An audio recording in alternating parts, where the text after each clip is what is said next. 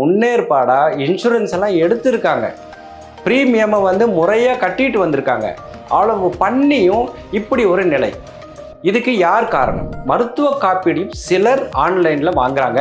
அதில் உள்ள சிக்கல் என்ன அப்படின்னா, நமக்கு இருக்கிற ஒரே ஆறுதல், நம்ம இந்த மருத்துவ காப்பீடு எடுத்திருக்கோம், ஒருவேளை நமக்கு இந்த மாதிரியான ஒரு அசம்பாவிதம் நிகழ்ந்தால் அட்லீஸ்ட் அந்த செலவையாவது நம்மளால் தாக்கு பிடிக்க முடியும் அப்படிங்கிறதா நமக்கு இருக்கிற ஒரே ஆறுதல். ஆனால் அதில் இவ்வளவு சிக்கல் இருக்குன்னா நம்ம எங்கே போகிறது? இந்த மெடிக்கல் இன்சூரன்ஸை கிளைம் பண்ணும்போது என்னென்ன பிரச்சனைகள், அதிர்ச்சிகள் காத்துக்கிட்டு இருக்கு அப்படிங்கிறத பற்றியும், அதை நம்ம எப்படி ஆரம்பத்திலேயே சரியான முறையில் அணுகி அந்த பிரச்சனைகள் வராமல் பார்த்துக்கலாம் அப்படிங்கிறதையும் இந்த வீடியோவில் நம்ம பார்க்க போகிறோம். அதுக்கு முன்னாடி பூங்காற்று யூடியூப் சேனலை இப்போ வரைக்கும் நீங்கள் சப்ஸ்கிரைப் பண்ணலன்னா உடனே சப்ஸ்கிரைப் செய்து உங்களது ஆதரவை எங்களுக்கு தாருங்கள். உதாரணத்துக்கு ஒருத்தருக்கு திடீர்னு ஹார்ட் அட்டாக் வந்துடுது. ஸோ அவங்க குடும்பத்தாருக்கு தெரியும், அவர் வந்து மருத்துவ காப்பீடு எடுத்திருக்காரு, அவருக்கு வந்து நல்ல கணிசமான தொகை ப்ரீமியமாக கட்டிட்டு இருக்காரு.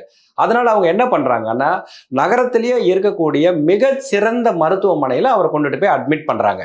அட்மிட் பண்ணும் வேளையில் மருத்துவமனையில் என்ன சொல்கிறாங்கன்னா, நீங்கள் எடுத்திருக்கிற ப்ரீமியம் ஒரு நாளைக்கு 5000 ரூபாய் தான் உங்களுக்கு ரூம் எலிஜிபிலிட்டி இருக்குது. ஆனால் இன்னைக்கு நம்ம மருத்துவமனையில் அந்த 5000 ரூபாய் வாடகை அறை இல்லை, 7500 ரூபாய் வாடகைக்கு உள்ள அறை தான் இருக்குது. அந்த அறையை எடுத்துக்கிறீங்களான்றாங்க. இவங்க ஐயோ உயிரை காப்பாற்றினா போதும், இந்த நேரத்தில் வெறும் 2500 ரூபாய் தானே, 10 நாள் இருந்தால் கூட 25,000 ரூபாய் தான், கை காசை போட்டு கட்டிடலான்னு சொல்லிட்டு 7500 ரூபாய் அறையே எங்களுக்கு கொடுங்கன்னு சொல்லிடுறாங்க. நல்ல முறையில் மீண்டு வந்துடுறாரு. டாக்டர்ஸும் டிஸ்சார்ஜ் பண்ணிக்கலாம் அப்படின்னு சொல்லிடுறாங்க. உடனே சிகிச்சை பெற்றவரோட கணவன், மனைவி, மகன், மகள் இந்த மாதிரி யாராவது ஒருத்தங்க உடனே பில் கட்டுறதுக்காக கேஷ் கவுண்டருக்கு போகிறாங்க. ஸோ பில் கட்ட போகும்போது இவங்க தோராயமாக ஒரு மனக்கணக்கு போட்டுறாங்க. என்னென்னா, நம்ம அட்மிட் ஆகும்போது 25,000 ரூபாய் அந்த அறை வாடகை நம்ம எக்ஸ்ட்ரா செலுத்த வேண்டியது இருக்கும் அப்படின்னு அவங்களுக்கு தெரியப்படுத்தப்பட்டிருக்குது இல்லைங்களா. அதனால் இவங்க என்ன பண்ணுறாங்கன்னா, கடனை உடனே வாங்கியோ இல்லது கை காசை ரெடி பண்ணியோ ஒரு 25,000 ரூபாயை பாக்கெட்டில் வச்சுட்டு அந்த கேஷ் கவுண்டருக்கு போகிறாங்க. பில் எவ்வளோன்னு சொல்லுங்க அப்படின்னும் போது அவங்க ஒரு 8 லட்சத்துலேருந்து 10 லட்சம் ரூபாய் வரைக்கும் சொல்கிறாங்க.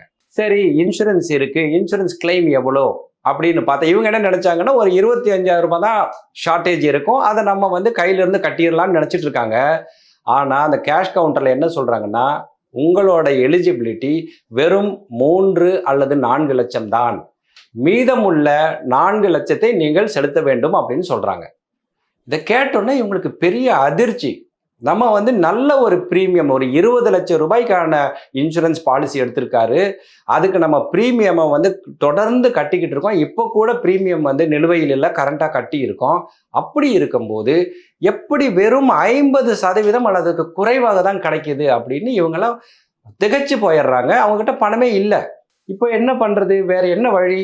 டிஸ்சார்ஜ் பண்ணி ஆகணும்.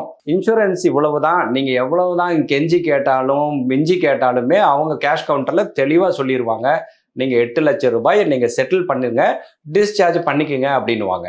என்ன பண்ணுறது, கடனை உடனே வாங்கியாவது அந்த பணத்தை அங்கே கட்டிட்டு டிஸ்சார்ஜ் ஆகி வரோம். இப்போ கேஷ் கவுண்டரில் அவங்க ஏன் வெறும் 50% தான் உங்களுக்கு எலிஜிபிலிட்டின்னு சொல்கிறாங்க தெரியுமா? இது எங்கே ஃப்ளாஷ்பேக் பார்த்தீங்கன்னா, அந்த எமர்ஜென்சியில் நீங்கள் அட்மிட் ஆகும்போது உங்களோட எலிஜிபிலிட்டி பிரகாரம் உங்களுக்கு 4000 ரூபாய் வாடகைக்கான அறை தான் உங்களோட எலிஜிபிலிட்டி. ஆனால் இப்போ அந்த அறைகள் இல்லை, 7500 அறை இருக்குது, அதை எடுத்துக்கிறீங்களான்னு கேட்டாங்க பார்த்தீங்களா? அங்கே தான் இந்த சிக்கல் ஆரம்பிச்சிருக்கு. எப்படி அப்படின்னா, நீங்கள் உங்களோட எலிஜிபிலிட்டி 4000 ரூபாய். ஸோ இப்போது இந்த இன்சூரன்ஸில் என்ன பண்ணுவாங்கன்னா, உங்களோட மற்ற செலவினங்கள் எல்லாத்தையும், அதாவது டாக்டர் கன்சல்டேஷன், கன்சியூமபிள்ஸ், மற்ற சேவைகள், இது எல்லாத்தையுமே, ஐசியூ வாடகை, இது எல்லாமே அந்த 4000 ரூபாய்க்கு எவ்வளவோ அவ்வளவுதான் இன்சூரன்ஸ் ஏஜென்சி கால்குலேட் பண்ணும். ஆனால் மருத்துவமனையில் என்ன பண்ணுவாங்கன்னா, நீங்கள் இருக்கிறது 7500 ரூபாயான அறை, இவங்க என்ன பண்ணுவாங்கன்னா, ஐசியூவாக இருக்கட்டும், டாக்டர் கன்சல்டேஷனாக இருக்கட்டும், இந்த கன்சியூமபிள்ஸ் சார்ஜஸாக இருக்கட்டும், இது எல்லாமே அந்த 7500 ரூபாய்க்கு அறைக்கான பிரகாரத்தில், விகிதாச்சாரத்தில் வந்து அவங்க பில் பண்ணிகிட்டே வருவாங்க. இப்போ தெரிஞ்சதுங்களா? நீங்கள் 4000 ரூபாய் தான் உங்களுக்கு எலிஜிபிலிட்டி. ஆனால் ஹாஸ்பிட்டல் என்ன பண்ணிட்டு இருக்குன்னா, அவங்க பில்லிங்கை அந்த 7500 ரூபாய் ரூமுக்கு என்ன சார்ஜஸோ அதை போட்டுக்கிட்டே வராங்க. அதுதான் வித்தியாசம். இன்னும் தெளிவாக சொல்லணும்னா, நீங்கள் 4000 ரூபாய் ரூமில் இருக்கீங்கன்னு வச்சுக்கோமே, ஸோ டாக்டர் நீங்கள் வந்து ஐசியூலேருந்து ஆப்ரேஷன் தேட்டர்லேருந்து ஐசியூக்கு வந்து ஐசியூலேருந்து ரூமுக்கு வந்துட்டீங்க. இப்போ டாக்டர் வந்து உங்களை வந்து பார்த்துட்டு போகிறாரு. அதுக்கு கன்சல்டிங் ஃபீஸ் இருக்குது. அந்த கன்சல்டிங் ஃபீ 4000 ரூபாய் ரூம்னா ஒரு 500 ரூபாயா இருக்கும் ஒரு விசிட்டுக்கு. ஆனால் அதே கன்சல்டிங் ஃபீ அதே டாக்டர் 7500 ரூபாய் ரூமுக்கு போனார்னா அது 1000 ரூபாயா இருக்கும். அப்படியே இரமடுங்க. ஐசியூவும் இதே மாதிரி தாங்க. நீங்கள் ஒரு 4000 ரூபாய் எலிஜிபிலிட்டி உள்ள பேஷண்ட் அப்படின்னா அதுக்கு ஐசியூ சார்ஜஸ் ஒரு குறிப்பிட்ட தொகை இருக்கும். அது குறைந்த தொகையாக இருக்கும். இதே நீங்கள் 7500 ரூபாய் பேஷண்ட் அப்படின்னா அந்த ஐசியூ சார்ஜஸும் அதுக்கு ப்ரொபோர்ஷனேட்டாக அதிகமாக இருக்கும். இது எல்லாம் சேர்ந்து தான் பில் வந்து 2 மடங்காகி விடுகிறது. இது இன்னொரு வகையான மெடிக்கல் பாவர்ட்டி, மருத்துவத்தால் வரும் வறுமை. இதில் சோகம் என்னன்னா அவங்க முன்ஜாக்கிரதையா முன்னேற்பாடா இன்சூரன்ஸ் எல்லாம் எடுத்திருக்காங்க, ப்ரீமியமை வந்து முறையாக கட்டிட்டு வந்திருக்காங்க. அவ்வளவு பண்ணியும் இப்படி ஒரு நிலை. இதுக்கு யார் காரணம்? இதுக்கெல்லாம் யார் காரணம்னு பார்த்தோம்னா முதலாவதாக அந்த இன்சூரன்ஸ் ஏஜென்ட்ஸ், அந்த முகவர்களை தாங்க சொல்லணும்.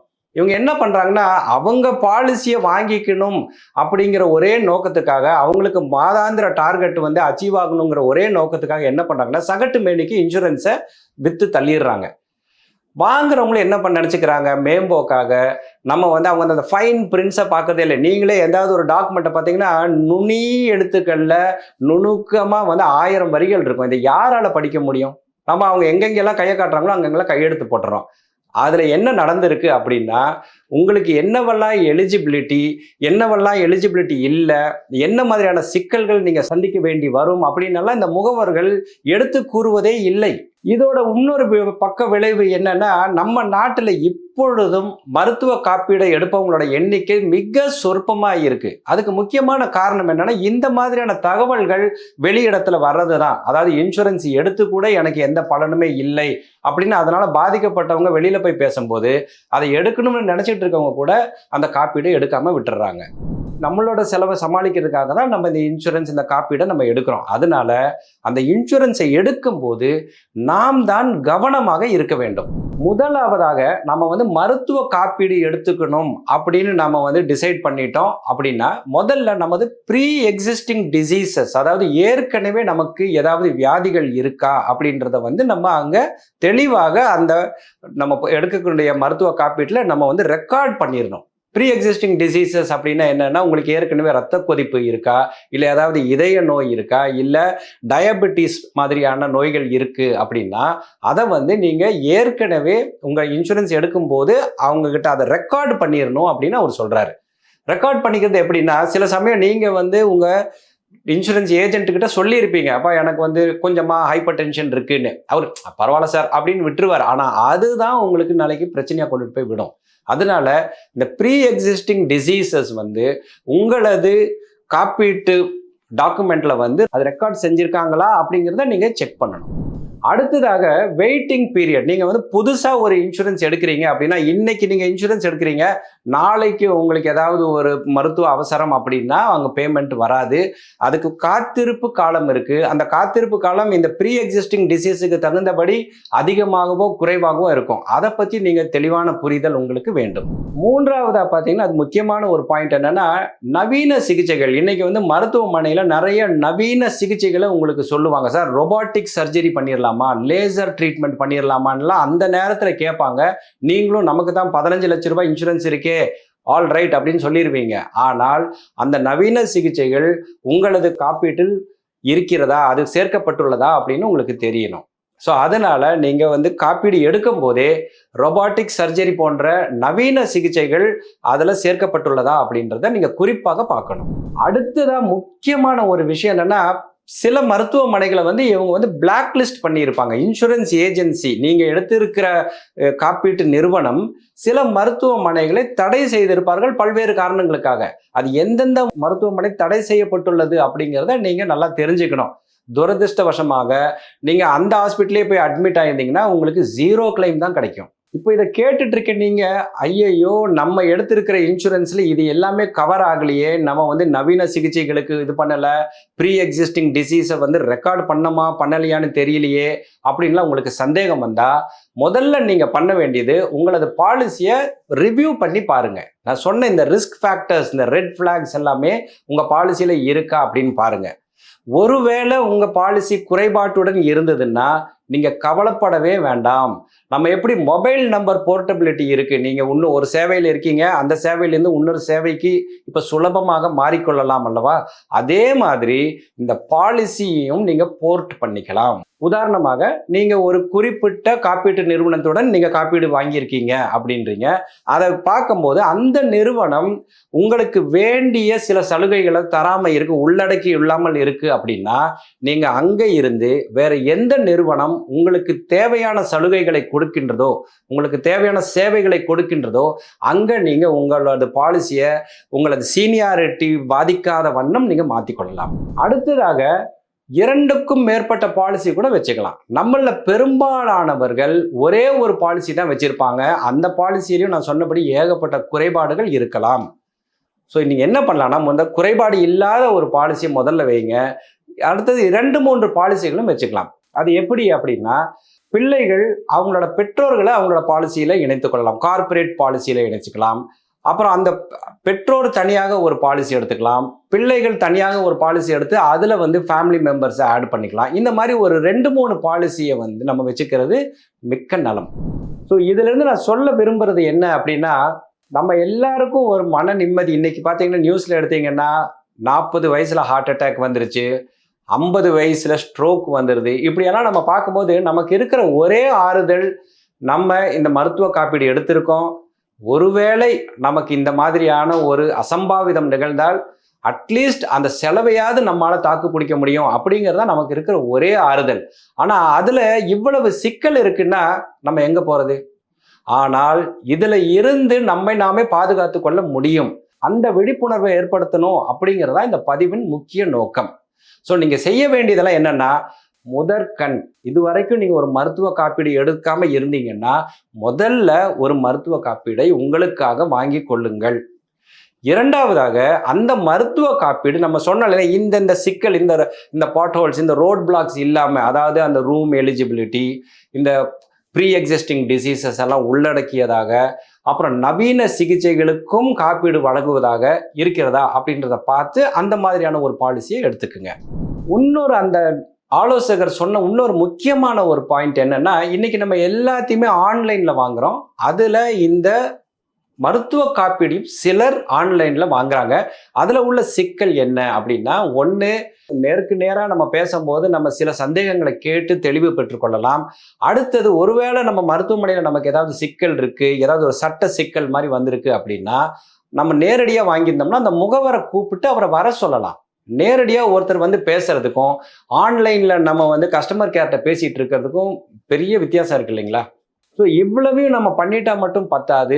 நம்ம குடும்பத்தில் உள்ள மற்றவர்களிடம் நம்ம என்ன மாதிரியான மருத்துவ காப்பீடு எடுத்திருக்கோம், அதோட எண்கள் என்ன, அதோட அந்த முகவர் இருந்தாருன்னா அந்த முகவரோட பேர் மற்றும் அவரோட தொலைபேசி எண் என்ன அப்படிங்கிறது எல்லாம் நம்ம குடும்பத்தில் உள்ள மற்றவர்கள்ட்ட கொடுத்திருந்தோம்னா, இந்த மாதிரியான ஒரு எமர்ஜென்சி வரும்போது நமக்கு உடனடியாக மருத்துவ சிகிச்சை கிடைப்பது மட்டும் இல்லாமல் அந்த பில் கட்டும் போது ஏற்படும் அதிர்ச்சி வைத்தியத்திலிருந்தும் நம்மை நாமே பாதுகாத்து கொள்ளலாம். இந்த பதிவு உங்களுக்கு பயனுள்ளதாக இருக்கும்னு நாங்கள் நிச்சயமாக நம்புகிறோம். நீங்களும் இது பயனுள்ளதாக இருக்குது அப்படின்னு நினைச்சீங்கன்னா உங்களுக்கு தெரிந்தவர்கள் அனைவரிடமும் இந்த வீடியோவை கொண்டு போய் சேருங்கள். ஏன் அப்படி கேட்குறோம்னா, ஒரு நாங்கள் மருத்துவமனைக்கு போய் நிற்கும் போது அந்த பில் கவுண்டரில் நின்றுட்டு இருக்கவங்களோட முக வாட்டத்தை பார்க்கும்போது அவ்வளவு பரிதாபமாக இருக்கும். என்னடா பண்ண போகிறோம், எப்படி இந்த பில்லை கட்ட போகிறோம்னு சொல்லி அப்படியே சோகமாக அவங்க அங்கே நின்றுட்டு இருப்பாங்க. இப்படிப்பட்ட ஒரு நிலை உங்களுக்கோ உங்களது நண்பர்களுக்கோ குடும்பத்தாருக்கோ வர வேண்டாம்னு நீங்க நினைச்சீங்கன்னா இந்த வீடியோவை எல்லாத்திலும் ஷேர் பண்ணுங்க. எல்லோருக்கும் இந்த தகவல்கள் தெரிய வேண்டும். அனைவருக்கும் இனிமையான முதுமை என்ற ஒற்றை குறிக்கோளுடன் தொடர்ந்து செயல்பட்டு வரும் பூங்காற்று யூடியூப் சேனலை சப்ஸ்கிரைப் செய்து உங்களது ஆதரவை எங்களுக்கு தாருங்கள். பூங்காற்று, இது நாளைய நல்வாழ்விற்கான வழிகாட்டி. பூங்காற்று, இது நாளைய நல்வாழ்விற்கான வழிகாட்டி.